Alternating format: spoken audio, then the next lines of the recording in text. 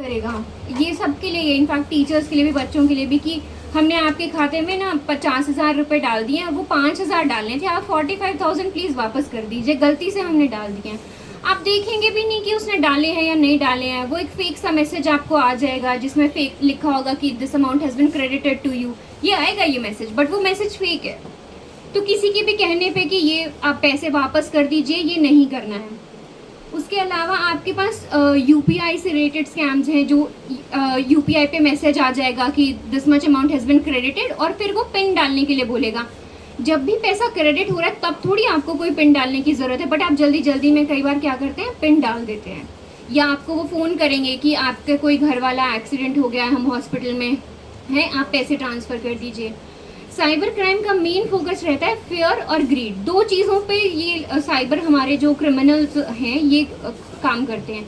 आपको या तो डराएंगे कि आपके घर वाले के साथ कुछ हो गया है, आपकी फ़ोटो वायरल कर देंगे, या आपके साथ कुछ हो गया है। दूसरा ग्रीड, इन्वेस्टमेंट के नाम पे आप थोड़ा पैसा डालिए, हम आपको डबल करके देंगे। आप, और कुछ तक वो देते भी हैं। कुछ ऐप्स हैं जैसे आप यूट्यूब की वीडियोज़ लाइक करिए, आपको पैसे मिलेंगे, गेम खेलिए, आपको पैसे मिलेंगे।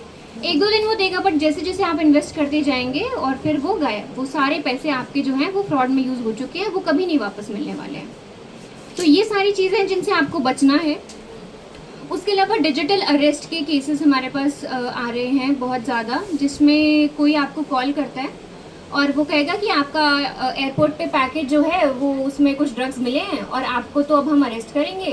पूरा वो सेटअप आपको वीडियो कॉल पे बना के दिखाएंगे। एक पुलिस स्टेशन है, जेल भी है, एक कोर्ट पे बना के दिखाएंगे, ये हमारा ईडी का कोर्ट है, हम सीबीआई से बात कर रहे हैं, डिफरेंट एजेंसीज किसी भी तरीके से।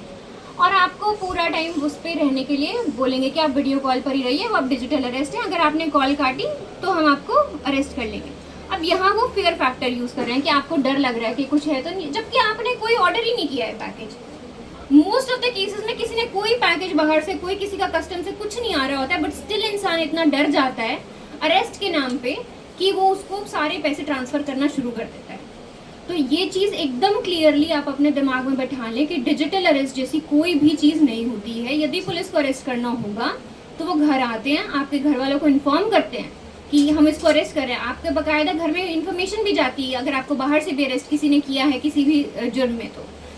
बट डिजिटल अरेस्ट जैसी कोई हमारे लॉज में या बीएनएसएस में कोई इस तरीके की बात, कहीं कोई ये वर्ड भी नहीं है डिजिटल अरेस्ट। तो इस बात को एकदम अपने दिमाग से निकाल दें कि इस तरीके की कोई भी प्रक्रिया किसी के साथ की जा सकती है। उसके अलावा आजकल हम साइबर स्लेवरी बहुत देख रहे हैं, तो अगर आप लोगों के आसपास भी इस तरीके की कोई हो इन्फॉर्मेशन तो आप हमारे साथ प्लीज़ शेयर कर सकते हैं। इसमें क्या करते हैं, लोगों को नौकरी के नाम पर लेकर जाएंगे कंबोडिया, लाओस, वियतनाम, ये इधर वाले देशों में, और फिर वहाँ ले जाकर उनसे साइबर फ्रॉड्स करवाए जाते हैं। ना उनको सैलरी दी जाती है, उनका पासपोर्ट ले लिया जाता है, वो वापस भी नहीं आ सकते अपने देश में। यदि आपके आस पड़ोस में कोई गया है देश, इन देशों में, साउथ ईस्टर्न कंट्रीज़ में, और वो नहीं उनसे कांटेक्ट हो पा रहा, तो ये एक केस हो सकता है जिसमें वो साइबर स्लेवरी का शिकार हो चुका है। तो प्लीज़ आप ऐसे केसेस को पुलिस की नोटिस में ज़रूर लाएं ताकि हम उनको सही सलामत वापस ला पाएँ और इसको ख़त्म कर सकें। उसके अलावा सेक्सटॉर्शन के केसेस भी बहुत आ रहे हैं, जिसमें कोई लड़की क्या करेगी, आपको वीडियो कॉल करेगी और आपने जैसे ही वीडियो कॉल उठाया वो कुछ ऑब्जेक्शनेबल अपनी फ़ोटोज़ लगा के आपका वीडियो बना लेगी और फिर वो ब्लैकमेल करेगी आपको कि आप पैसे दीजिए। जिनके मतलब अपने पेरेंट्स होते हैं लोगों के, कोई शादीशुदा भी होते हैं लोग, तो शर्म के मारे, सोसाइटल प्रेशर में वो पैसे देना भी शुरू कर देते हैं। प्लीज़ ऐसा ना करें, क्योंकि सबको पता है कि वो वीडियो किस तरीके से बनाई गई है। यू कम टू पुलिस, आप पुलिस को इन्फॉर्म करेंगे तो हम आपकी ज़रूर मदद कर पाएंगे। अपने पैसे देने की उसको कोई भी ज़रूरत नहीं है। इस तरीके की किसी भी केस में, कोई भी ब्लैकमेल के केस में पैसे कभी भी नहीं देने चाहिए।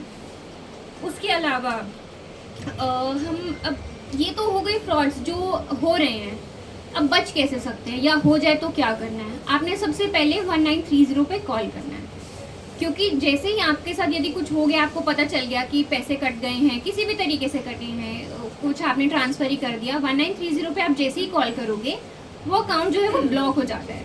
उसके जिन अकाउंट्स में जा रहा है वो भी ब्लॉक हो जाते हैं। ये बहुत ही अच्छा एक सिस्टम हमारी सरकार ने हमारे लिए बनाया हुआ है। इसके अलावा national cyber crime reporting portal भी है जिस पे आप अपनी कंप्लेन को रजिस्टर कर सकते हो।